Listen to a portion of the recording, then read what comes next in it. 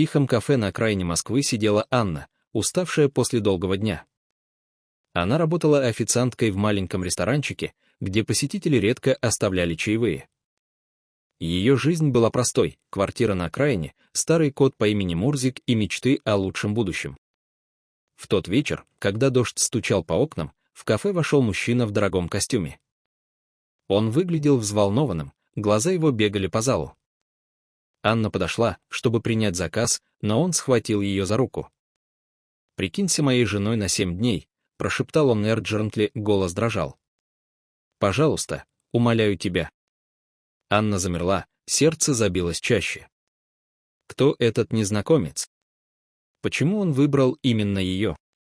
Она отстранилась, но в его глазах была такая отчаянность, что слова застряли в горле.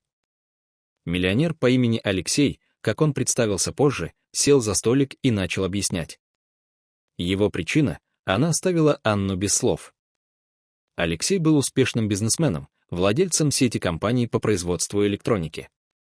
Он жил в роскошном особняке на Рублевке, ездил на дорогих машинах и имел все, о чем можно мечтать. Но за этой фасадой скрывалась пустота. Его родители, особенно мать, давно давили на него: «Когда же ты женишься? Нам нужны внуки».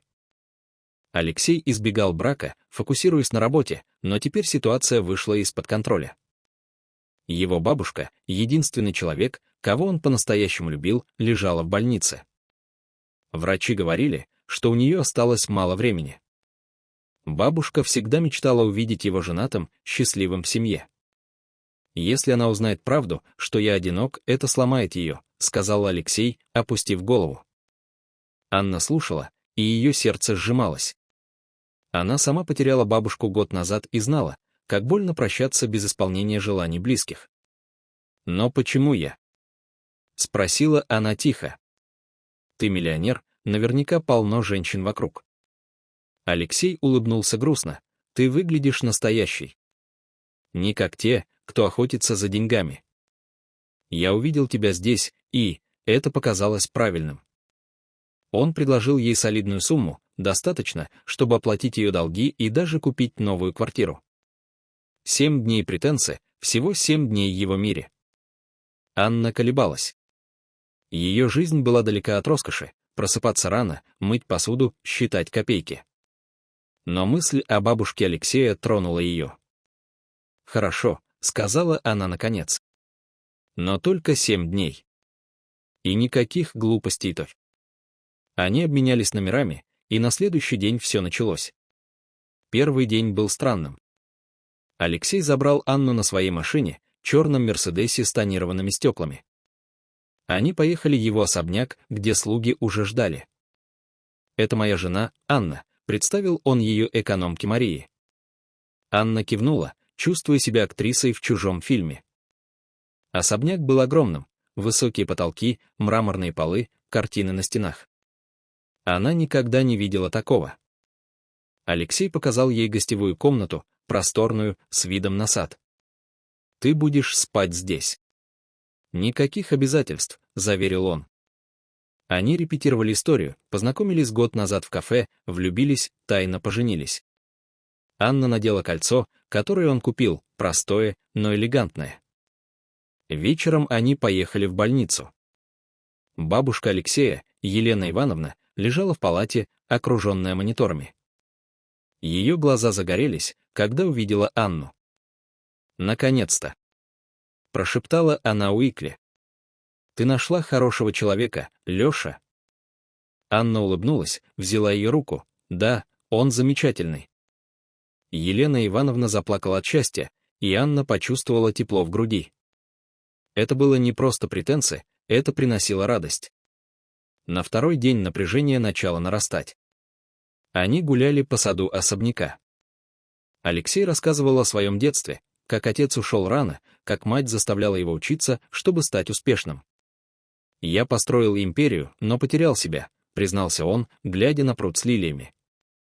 Анна поделилась своей историей. Выросла в маленьком городке под Москвой, переехала в столицу за работой, но застряла в рутине.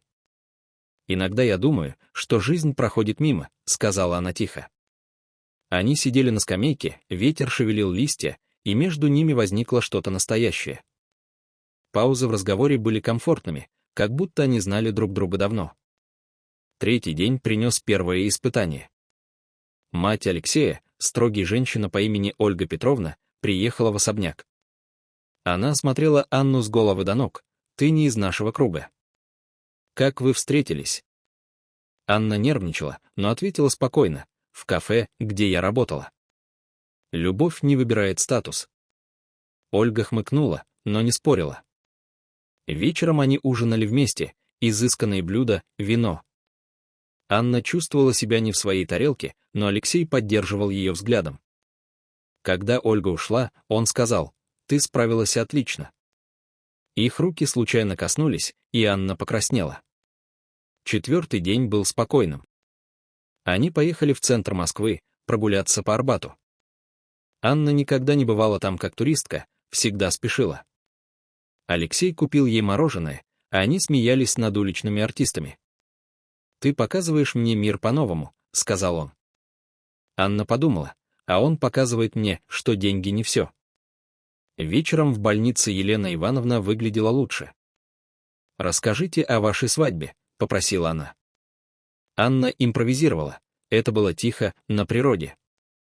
«Только мы вдвоем». Бабушка улыбнулась. Главное — любовь. Пятый день добавил напряжения. Друзья Алексея устроили вечеринку в его честь. Особняк заполнился людьми в дорогих нарядах. Анна надела платье, которое он купил, шелковое, голубое. Она стояла в углу, чувствуя себя чужой.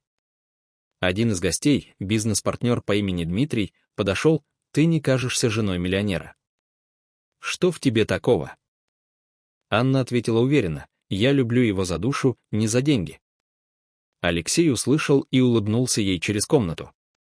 Позже, когда гости ушли, они танцевали в пустом зале под тихую музыку. «Спасибо, что ты здесь», — прошептал он.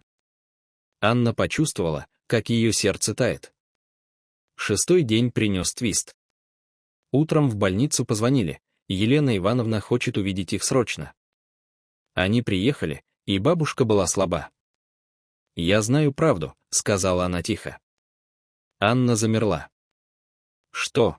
— переспросил Алексей. Елена Ивановна улыбнулась. «Я видела, как вы смотрите друг на друга. Это не претенция. Но я притворялась хуже, чтобы подтолкнуть тебя, Леша. Я хочу, чтобы ты был счастлив по-настоящему». Анна была в шоке, причина Алексея была искренней, но бабушка добавила свой слой. «Я оставлю вас без слов, но с надеждой», — прошептала она. Алексей вышел в коридор, Анна последовала. «Я не знал», — сказал он. «Но эти дни изменили меня. Ты не просто незнакомка». Анна кивнула. «И ты не просто миллионер». Они обнялись, и слезы потекли по ее щекам. Вечер они провели в саду, говоря о будущем. Напряжение рассеялось, оставив место теплу. Седьмой день был последним. Они вернулись в больницу. Елена Ивановна выглядела мирно. «Спасибо, Анна. Ты подарила ему шанс». Бабушка закрыла глаза, и врачи сказали, что она уснула спокойно. Анна и Алексей вышли на улицу, дождь кончился, солнце пробивалось сквозь тучи. 7 дней закончились», — сказала Анна. «Но я не хочу, чтобы это кончалось». Алексей взял ее руку. «Тогда давай начнем по-настоящему».